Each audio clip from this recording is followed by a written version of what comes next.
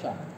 Sesungguhnya dari beberapa dosa itu ada dosa yang dari sekian banyak dosa itu ada dosa yang tidak bisa dihapuskan oleh sholat, tidak bisa dihapuskan oleh puasa, tidak bisa dihapuskan oleh haji atau umroh. Tetapi dosa ini malah bisa dihapuskan dengan rekosone atau susahnya mencari ma'isyah.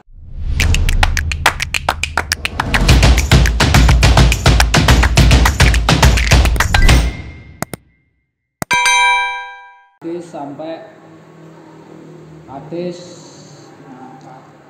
inna mafatihar rizki ya. Pun ketemu ya. Inna mafatihar rizki mutawajjihatun nahwal arsy. Fayunzilullahu ta'ala 'alan nasi arzaqahum 'ala qadri nafaqatihim faman katsara kusira lahu wa man qallala kullila lahu. Sesungguhnya kunci-kunci rezeki itu menghadap ke arah arsy. Arsy itu ya arsy itu singgasana langit. Biasa kita memudahkan mengarahkan arsy itu ya ke atas. Fayunzilullahu ta'ala 'alan nasi arzaqahum. Maka kemudian Allah menurunkan kepada manusia rezeki-rezekinya mereka ala qadri nafaqatihim, sekadar dengan ukuran kebutuhannya. Barang siapa yang kebutuhannya besar, maka Allah membukakan pintunya itu besar, memberikan besar. Dan barang siapa yang kebutuhannya kecil, ya diberikan kecil. Jadi rezeki itu sebenarnya sudah diberikan takaran sendiri-sendiri setiap kebutuhan. Kalau kita pelajar misalnya ya, usia pelajar, kebutuhannya ya kebutuhan untuk belajar seberapa. Rezekinya baru segitu. Rezekinya ya baru dibuka kerannya ya sedikit. Tetapi kalau sudah berkeluarga, sudah punya istri, pintu rezekinya istri itu kadang-kadang dilewatkan ke suami. Istri meskipun istri itu sudah dijatah rezekinya sendiri-sendiri, tapi liwate kadang lewat suami.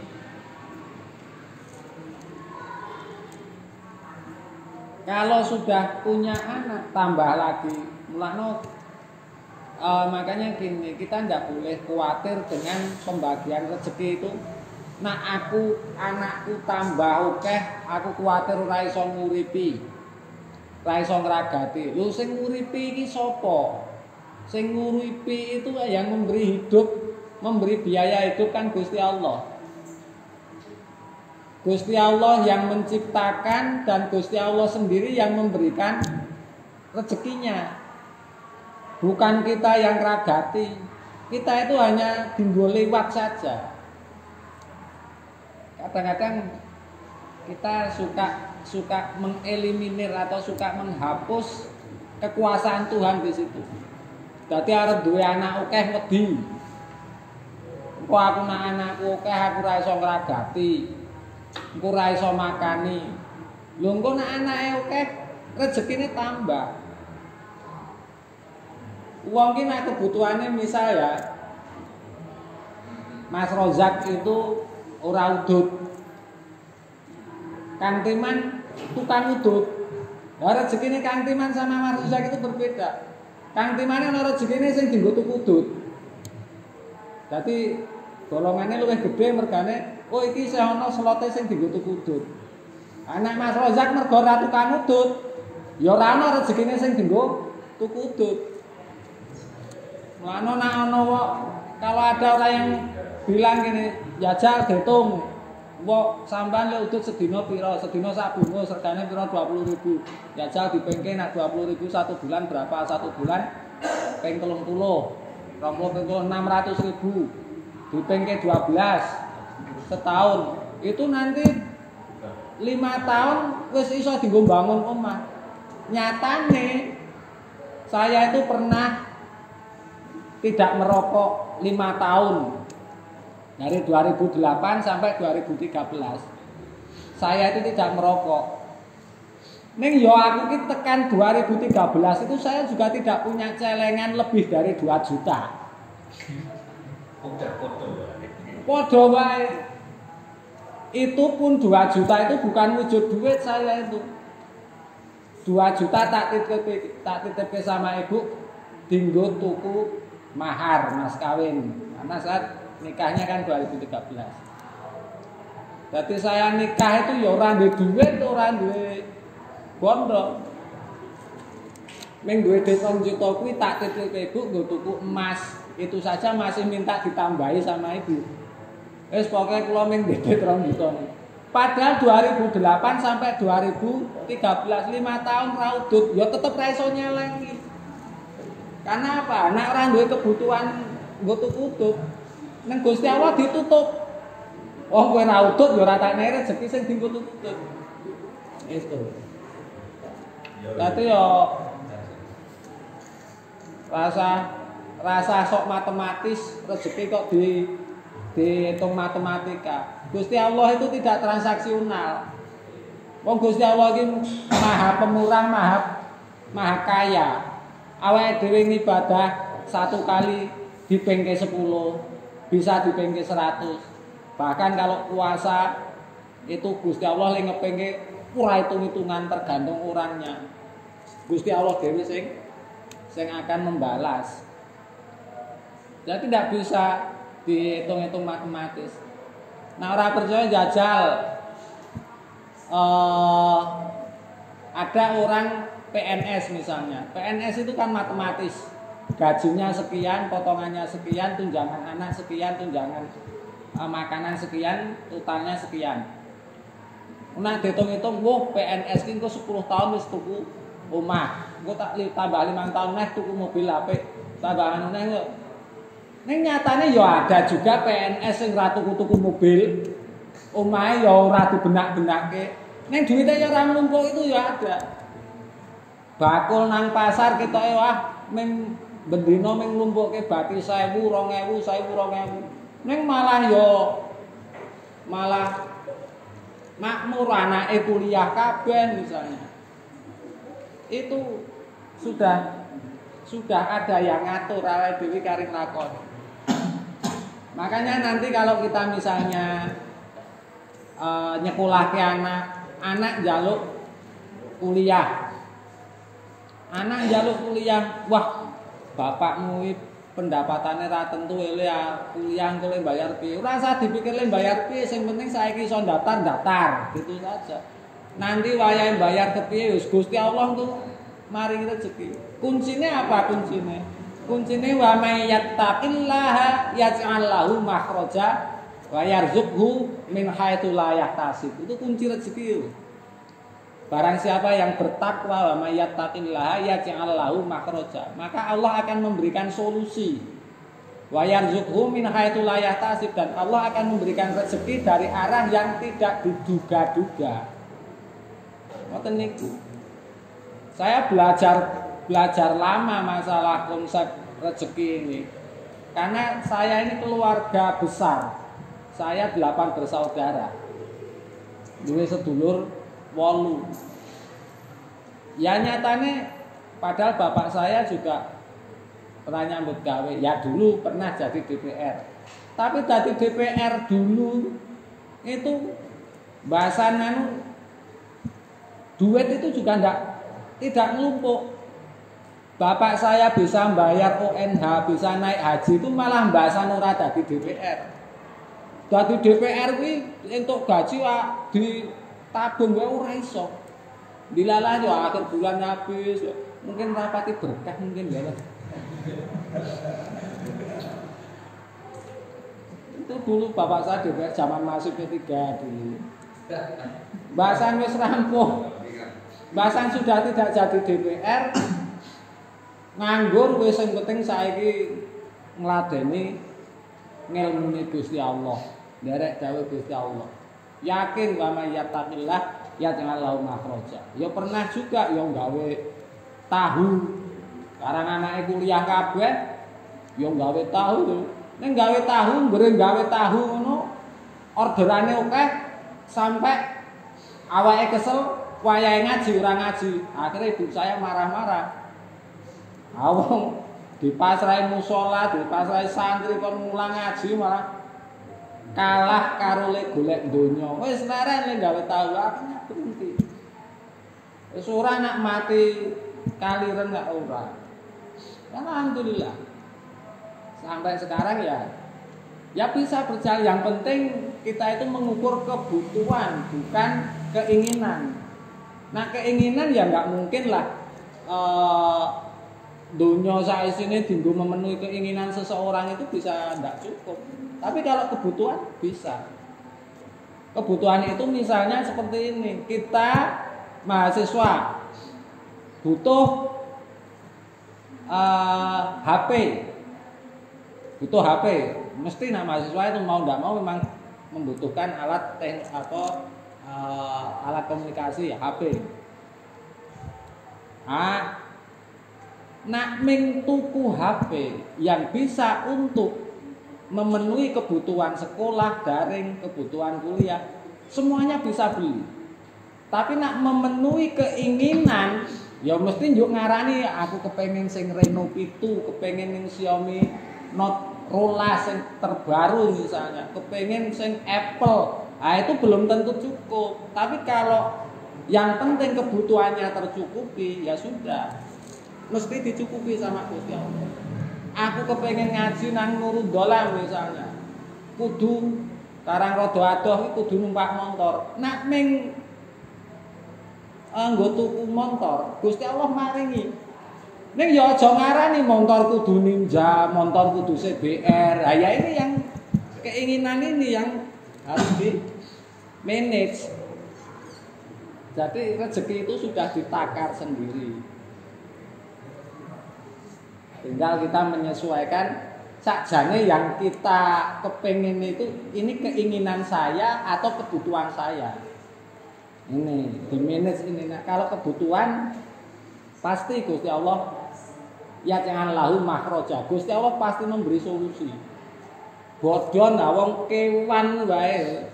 Kewan di permukaan bumi ini kan semuanya ada rezekinya sendiri-sendiri. Pitik iki ra tau ndelekke panganan. Pitik mangan saiki ya ming dipakani gabah rada akeh ngono ora kok yo ditata disinggahke kan enggak.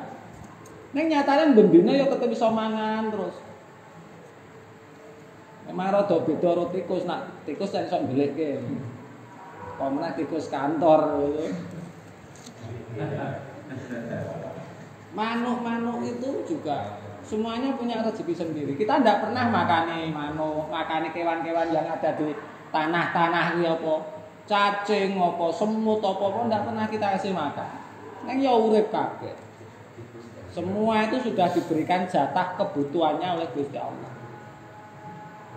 Makanya kita harus yakin betul kabeh rezeki kuwi wis diatur karo Gusti Allah. Termasuk jodoh, termasuk pati.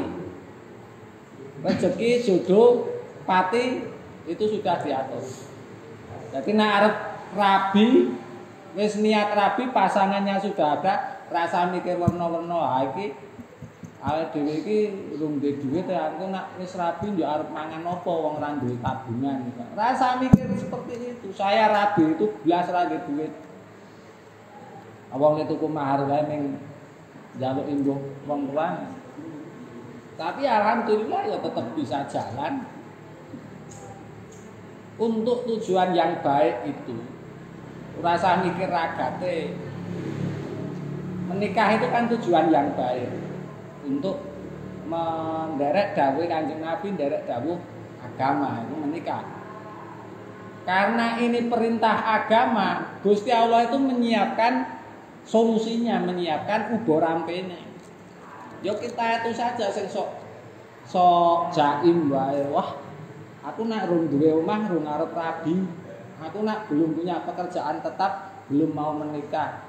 Sing wedok yo kadang, sampean arep menikahi saya, sampean kerja apa? Yo saya mikir sampean kerja apa? Sampean punya apa? Rasa takon sampean punya apa? Yang penting aku punya cinta kan. Salah. Bukan, maksudnya cinta itu al-hub. Al-hub itu artinya ketika kita sudah punya cinta, sayang, rasa sayang, al-hub itu nanti Gusti Allah memberikan solusi. Wong setiap orang membawa rezekinya sendiri. Itu. Jadi tidak bisa dihitung matematis. Aku nak kerja sedina semene, engko nak sesasi semene, tidak bisa matematis. Wong sing ngitung matematik aku sedina nabung 10.000 misalnya. Engko nanti 1 bulan dapat sekian, 1 tahun dapat sekian. Wah, engko aku umur 5 tahun aku wis iso tuku motor iki. Wis nabung tek duite wis tekan. Wayahe arep tuku bapakne numpak motor atau bapakne nanti tiba mlebu rumah sakit ngragati, ra duwe duit liya sing duwe awake dhewe. Akhire uang kita masuk untuk ngragati wong tuwa. Buyar kabeh rencanane tuku motor. Kita itu hanya bisa berencana, tapi Gusti Allah sendiri yang akan menentukan. Iki sakjane jatahe bapakmu, itu jatahmu, ming tak liwatke kowe kan gitu.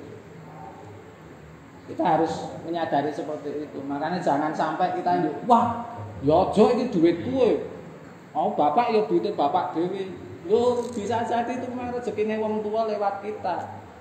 Atau rezekine kita lewat orang tua bisa jadi. Terus inna minaz dzunubi dzunuban la yukaffiruha as-shalatu wala siyamu walal haji walal umratu walakin yukaffiruha al-humumu fi talabil ma'isyah. Sesungguhnya dari beberapa dosa itu ada dosa yang dari sekian banyak dosa itu ada dosa yang tidak bisa dihapuskan oleh sholat, tidak bisa dihapuskan oleh puasa, tidak bisa dihapuskan oleh haji atau umroh. Tetapi dosa ini malah bisa dihapuskan dengan rekosone atau susahnya mencari ma'isyah. Ma'isyah itu mata pencaharian. Dengan kita kesulitan bekerja, golek ma'isyah, mencari pengupo jiwa, itu bisa menghapuskan dosa. Karena apa? Karena kita mencari rezeki ma'isyah, mencari penghidupan, nyambut gawe. Itu kan niate dinggo nguripi anak bojo. Ya untuk kehidupan sendiri, kemudian dinggo nguripi anak karo bojo karo anak, bojo sikik ping bojo karo anak. Nguripi bojo anak. Itu saja sudah menjadi sebuah ibadah. Bahkan ini ibadah wajib. Mohon maaf, misalnya ada kegiatan yang bentuknya ibadah sunnah, pengajian lah gampang, ngaji. Ana wong ngaji awan-awan, padahal siang itu seharusnya dia mencari ma'isyah untuk keluarganya. Kalau ditinggal ngaji, keluarganya ma'isyahnya ora iso mangan gampang. Itu dia dosa nak mangkat ngaji. Dia harus mencari rezeki, dia harus kerja. Dia lebih utama bekerja daripada mangkat ngaji. Karena apa? Golek mangisah untuk keluarga itu sifat wajibnya, sifatnya wajib, perintahnya wajib jelas. Sementara mencari ilmu sama-sama wajib, tapi mencari ilmu itu kan untuk diri sendiri. Sementara dia punya tanggungan orang lain. Lah kok malah mangkat ngaji, bojone terlunta-lunta, anaknya terlunta-lunta tidak dirajati. Ini malah dosa. Ada sekelompok model jamaah itu yang seperti itu. Tekan India, tekan kono dakwah, sang kompor, sang turun masjid. Bojone nang omah ra dipeni, ora ditinggali duit, tidak diberi nafkah batin, anake ra diurusi, anak iki salat apa ora, ngaji apa ora, ibadah apa ora, poso apa ora diurusi. Dhek ngurusi wong liya sing bukan tanggungane, yang bukan kewajibannya. Kuwi wong kleru.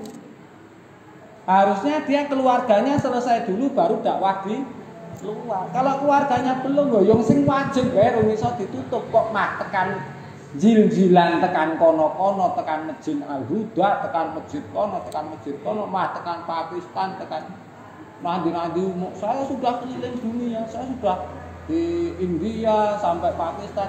Ya bojomu ki tok nei apa?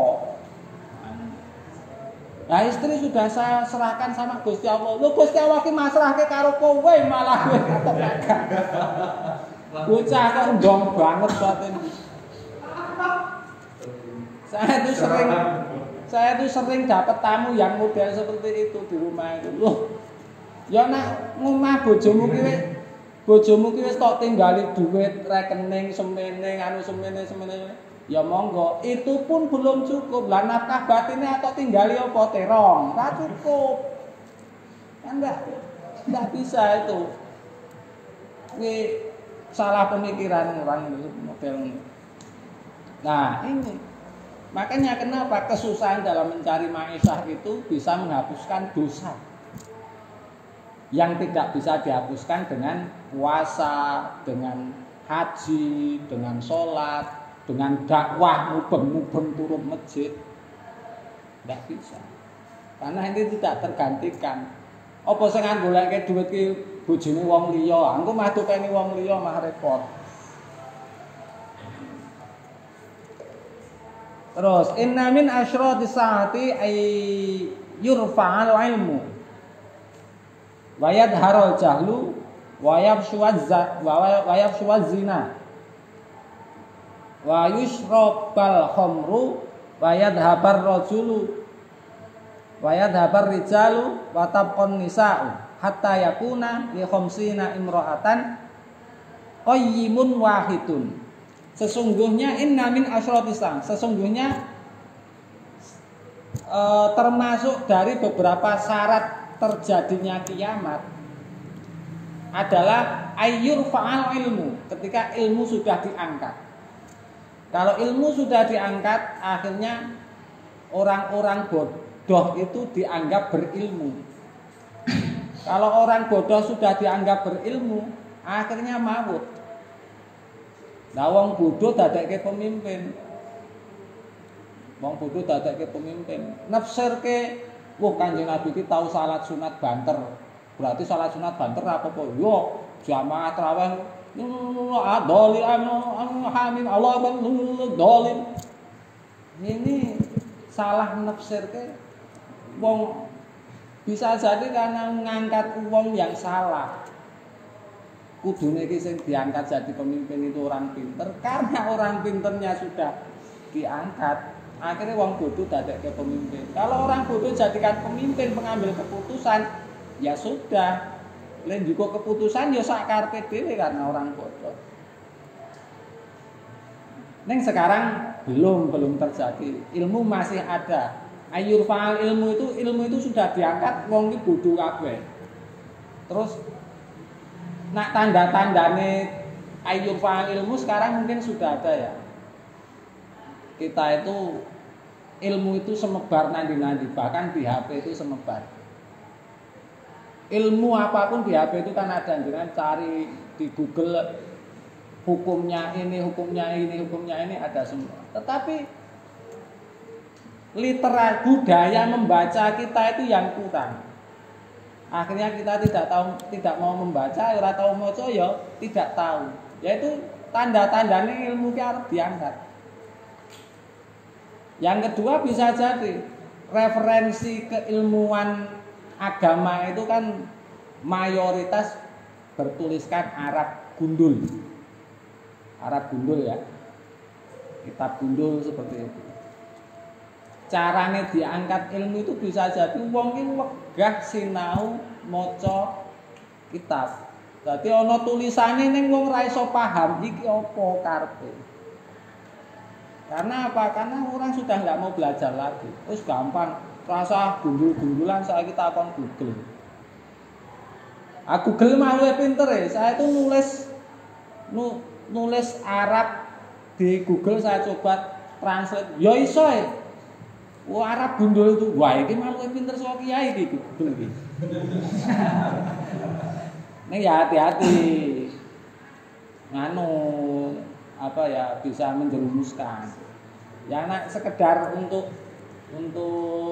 apa, untuk memudahkan bisa. Ini jangan terus berpatokan dari itu, karena bahasa Arab itu satu kata bisa menjadi 72 bentuk dan 72 makna bahkan lebih. Satu kata itu ada bisa menjadi 10 arti. Bahkan satu kata yang sama itu bisa artinya berbeda. Rohibaan sama rohibailah itu berbeda. Yang satu berarti suka, yang satu berarti benci. Loh, berlawanan. Padahal kalimatnya sama, rohiba.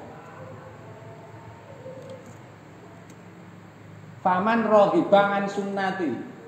Kalau rohiba ketemunya an, dia artinya artinya benci. Tapi kalau rohiba ilah artinya suka. Kalimatnya satu tapi artinya berlawanan. Lah ini kalau kita tidak berhati-hati, ya iso mawut. Ngarteke maca terjemah, yo buyar kabeh. Leboke Google saya edan. Wong Google iki tidak tahu tarkib. Google itu ya kadang-kadang ya lucu. Salah satu tandanya ilmu sudah diangkat. Kemudian wayat haro jahlu, kebodohan merajalela. Ya kebodohan merajalela, wong ki dadi wong bodho bangga. Dadi wong bodho bangga terus kebodohan itu diduduh-duduhke. Wis ngawut gitu. Kemudian wayar suwaz zina dan tersebarnya zina.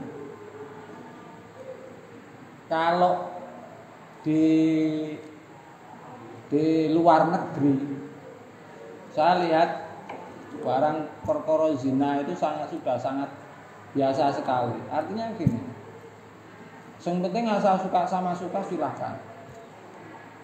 Ya nak lanang ro wedok di luar negeri itu kan asal suka sama suka. Misal kuliah di luar negeri, ngekosnya satu tempat, satu kamar, dan hidup bersama. Ya nak jeneng wong lanang wedok hidup bersama seperti itu.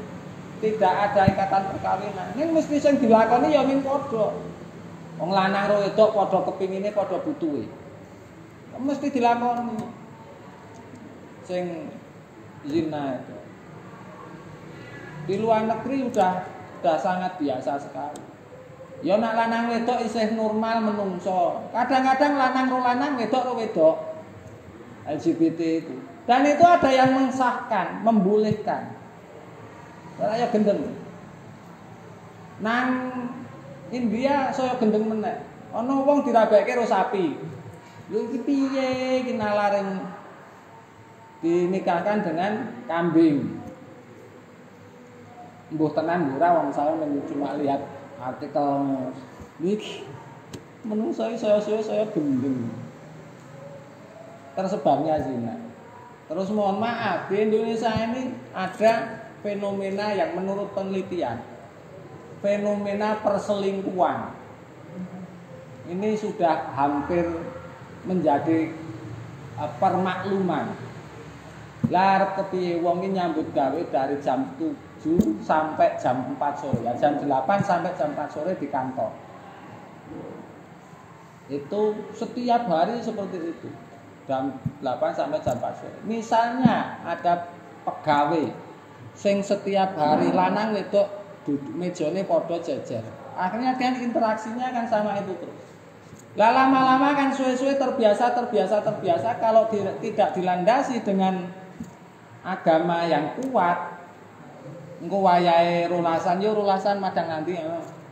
Awalnya biasa saja jajan bareng, mangkat tunjangan, balik tunjang. Lama-lama akan terjadi sesuatu yang, dan saya lihat survei yang tidak dikasih nama itu apa jenenge, random sampling. Ternyata hampir 30% dari random sampling itu orang-orang yang bekerja di luar itu pernah melakukan selingkuh sama teman kerjanya. Orang bayang yang seperti ini rekan kerja. Makanya iya ya. Tapi ya alhamdulillah isih nganggo ditutup-tutupi, beda dengan yang di sana. Yang di luar negeri ngekos bareng hidup bersama, kumpul kebo istilahnya kalau di sini ya. Kumpul kebo. Saya pernah juga nemoni di daerah sini orang yang kumpul kebo di Lalai,